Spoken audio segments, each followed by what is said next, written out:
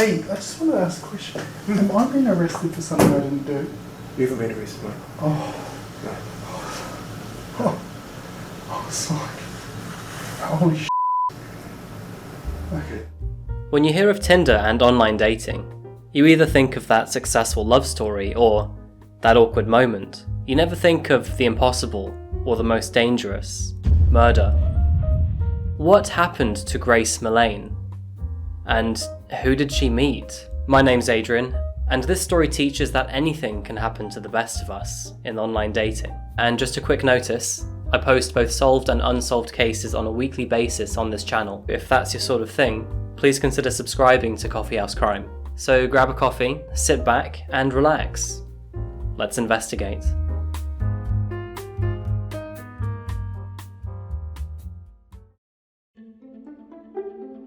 Our story starts across the pond from our usual in Essex, England. There lived Grace Millane in a small town called Wickford.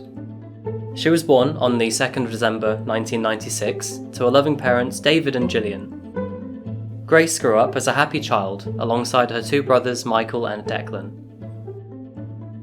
Her father owned a successful construction business, and the family lived a fruitful life supported by it.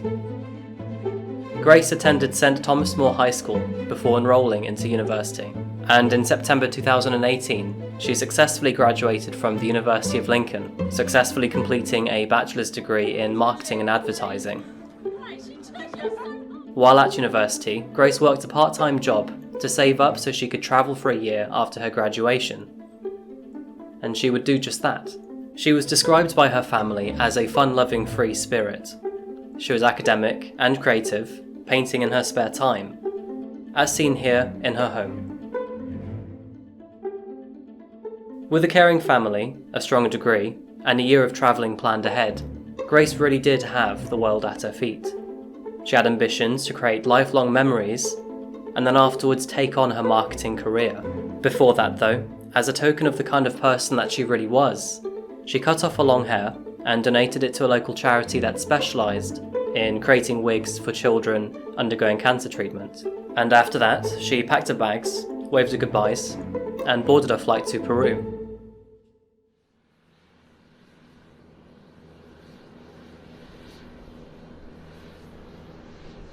Grace visited South America for 6 weeks. She enjoyed her time, took in the scenery, and made some friends along the way. But an around-the-world trip is only around the world if you keep on going. So on November the 20th, she flew to New Zealand. Her journey started in the Upper North Island, where she was for 10 days, before she travelled down to Auckland on 30th of November. Things were going fine for her. She took the city's sights and attractions in, but she had no distinct agenda. And with her next flight booked in only 5 days' time, she took each moment as it came. But it was now December the 1st. The weekend had just started, and Grace's birthday was the next day. Being a sole traveller, Grace was looking outward for friends, and making use of apps like Tinder to get to know new people along her journey. There, she connected with an Auckland-raised man named Jesse Kempson. Jesse messaged Grace over Tinder, and eventually asked her out for drinks. Her messages back seemed cold at first, but Jesse remained persistent. Eventually, probably through lack of anything better to do, Grace accepted his offer, and the two met up for drinks in the local city centre. They found each other in Sky City, an entertainment complex in the heart of Auckland. There they shared a hug before diving over to Andy's Burger Bar for cocktails. Conversation at first seemed a little fragile, but the two warmed up to each other as time went on. After their first drinks, they visited a Mexican cafe for cocktails. 2 jugs of margarita and 1 of sangria, both ordered and paid for by Jesse. And next stop, the Bluestone Room. By now, the two really were starting to enjoy each other's company. They ordered beers, and were seen talking and laughing with each other, before sharing a kiss. As Jesse took a bathroom break, Grace sent a message to a friend back home in England. She'd previously told a friend in the exact same day that Jesse was an oil company executive looking to move to London in the next few months. This brought Grace hope for building a long-term friendship. So by now, the evening was going very well. A few drinks in, new friendship made, birthday tomorrow. Would you like to take this somewhere more private? The answer was yes. So they headed back to Jesse's apartment. CCTV captures the two making their way to Jesse's motel room. He lived just around the corner, having an apartment in city life. Jesse's arm around Grace as they walked into the foyer, and then into the elevator, up to his floor.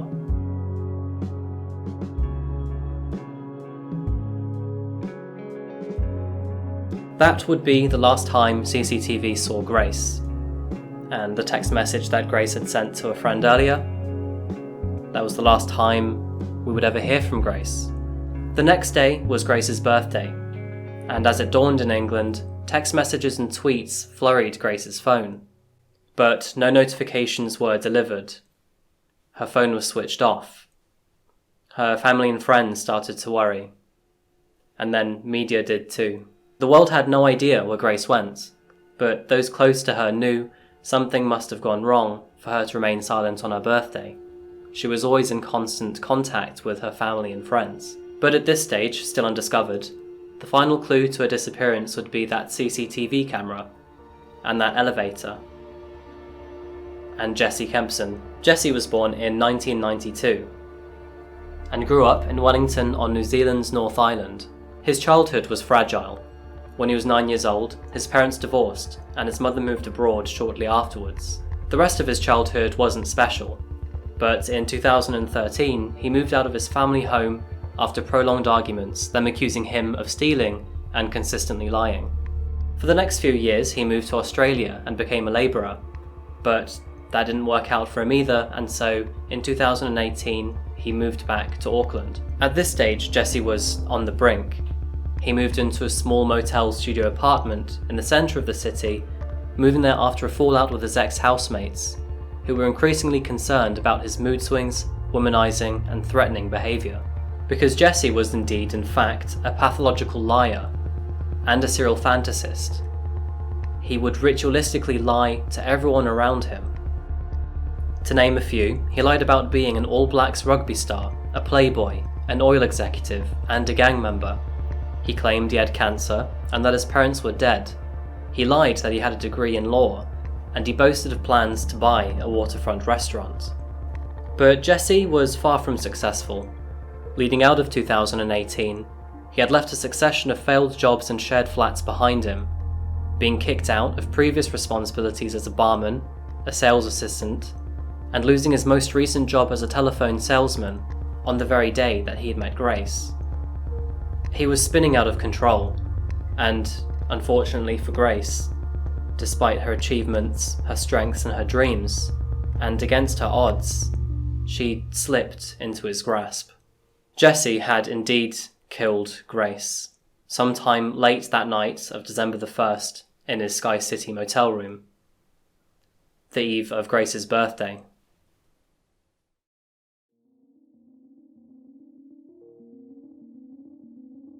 CCTV cameras captured Jesse leaving his apartment the next morning at around about 8 AM. And just several minutes later, at 8:07, he was seen entering a supply store, the Warehouse, on Elliott Street. There, he bought a large suitcase before wheeling it back to his apartment. Nothing sus. At 8:32, he was seen again leaving his hotel room to visit a local supermarket and bought himself some bleach, rubber gloves, and cleaning supplies. Then again, at 10:33, he left his apartment once more, entering a taxi, looking visibly distressed, to travel to a rental car company where he picked up a red Toyota Corolla before driving it back home. So suitcase check, cleaning supplies check, rental car check. What's next? Logically speaking, dispose of the body? Nope, not in Jesse's case. He went out for a Tinder date. Bloody ridiculous. Living in the middle of a busy city centre really did not help Jesse with his crime. surveillance cameras picked up a huge amount of his activities throughout the next few days. This included him parking the rented car at 7:30 p.m, bringing a rented carpet cleaner to his apartment at 8:28 p.m, and returning it half an hour later. And then finally, at 9:30 of the same day, surveillance cameras caught Jesse wheeling 2 suitcases out of his apartment room, both of them appearing entirely full. Jesse transported Grace's body to the car, where he travelled to Kumeu, Auckland. In the morning, he walked to a building supplies store, Western ITM, and bought a shovel. Once the body was disposed of, Jesse returned home. He went to the dry cleaners, cleaned up the car, returned it to the rental company, and on the 5th of December, got rid of Grace's remaining items in one of the local park bins. By now, it had been 4 days since Grace's disappearance, and Auckland police were hot on her trail. On December the 6th, they'd located her whereabouts down to Star City Hotel, and there they were looking for a Jesse Kempson for questioning. At the same time though, Jesse was returning from a nearby shopping complex while police were in the lobby. They caught him by surprise, and after a failed attempt to walk away unnoticed, they chased after him. Oops! He was brought in for questioning, and his home, now a crime scene, was subject to evidence. Using a chemical compound called luminol, they found Grace's blood stained into the carpet. Back in the interrogation room, Jesse wasn't doing too well either. In his first interview with police, he lied when questioned on his whereabouts on the evening that Grace had disappeared. How did the evening pan out? Yeah, pretty good.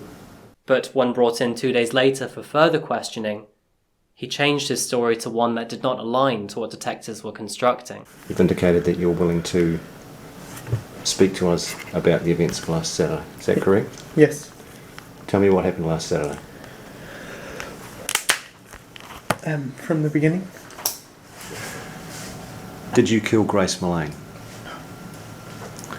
Okay. Jesse Kempson, you're under arrest for the murder of Grace Millane. There, Jesse Kempson was detained and arrested. Following surveillance footage, tips from locals, and Jesse's mobile data, investigators eventually found Grace's body in a shallow grave 50 metres away from a country road in the Waitakere Ranges Regional Park, about 21 miles from Auckland. New Zealand as a nation was in shock. Thousands attended vigils for Grace. Law enforcement clearly distressed by the news, and even their Prime Minister paying tribute. Your daughter should have been safe here, and she wasn't, and I'm sorry for that. While in custody, it was learned that Jesse already had previous convictions of sexually assaulting another British tourist just 8 months before murdering Grace. Just as he would later do with Grace, Jesse took his victim on a Tinder date before he would take her back to his motel room apartment. She recalled her experience to the jury, lying frozen and crying in fear on the bed as she was assaulted by Jesse. She had kept the attack secret until recognising Jesse's face on the news following Grace's death. He had also been previously convicted for a series of other offences against his former partner. At the stand, Jesse claimed that Grace had died accidentally following their encounter, and that it was simply rough sex that went too far. Yeah, sure. Grace's father, who had flown from England to be present at court, looked directly at Jesse as the detective read out that Jesse had taken pictures of Grace's body and looked at pornography on his phone shortly after killing Grace. Phone data had also showed that Jesse made multiple searches that night following Grace's death. Those searches included rigor mortis, Waitakere Ranges, the hottest fire, large bags near me, and flesh-eating birds. On the 22nd of November 2019, Jesse Kempson was found guilty of murdering Grace Millane. Grace's parents wept as they heard the verdict. Jesse Kempson showed no emotion. He was further convicted for 9 total charges of rape, sexual violation, threatening to kill and assault. And he didn't take too kindly to that. You're so full of shit. You have no reason to convict me. You're full of Jesse now faces imprisonment for life, with a minimum term of 17 years before parole.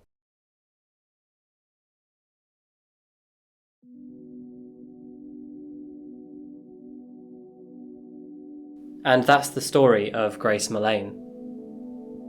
I say Grace and not Jesse, for we should remember the real tragedy here. The life of a young, strong, successful woman, just starting her adulthood, in what should have been one of the happiest years of hers to come, snubbed out by the hands of a nobody. I can't imagine how scared she must have been in her final moments, 12,000 miles away from her friends and her family. One eerie quirk to the tale, Grace's last piece of artwork that she uploaded to Instagram while alive was of a watercoloured skull. She captioned it, "Two can keep a secret if one of them is dead." Had Grace envisioned her fate? No, but it's a dark coincidence nevertheless. Grace's father later shared to local and international media that he hopes Grace's death doesn't deter anyone from realising their dreams and travelling the world. And he's right, you know. We can't limit our lives to avoid incidents as unlikely and rare as this case. But that doesn't make Grace's death any easier for a family. What Jesse Kempson did is unforgivable. Let's hope he stays in his cage for life. And if you're interested, Grace's family have since supported the White Ribbon, a charity dedicated to stopping male violence against women. I've left a link in the description below if you'd like to donate. Thank you so much for watching this video of mine. If you enjoyed this case, please like and subscribe to my channel. I make cases like this on a weekly basis. What do you think of the Grace Millane case? Do you think that Jesse was punished enough? Do you think that apps like Tinder hold enough security for women and men? Let me know in the comments below, I'd love to hear your thoughts. And I'll see you in the next video. Take care of each other. Goodbye.